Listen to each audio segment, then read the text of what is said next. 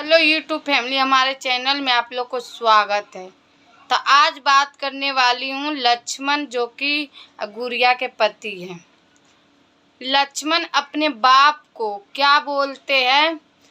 बेंचो, साला, मादरचोद, ऐसे तो गाली बकते हैं कि उनकी माँ को जब लड़ाई, लक्ष्मण वही गलती कर रहे हैं, गुड़िया के साथ लड़ाई कर रहे हैं।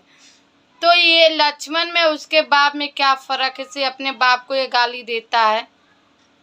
समझे ना आप मेरी बात।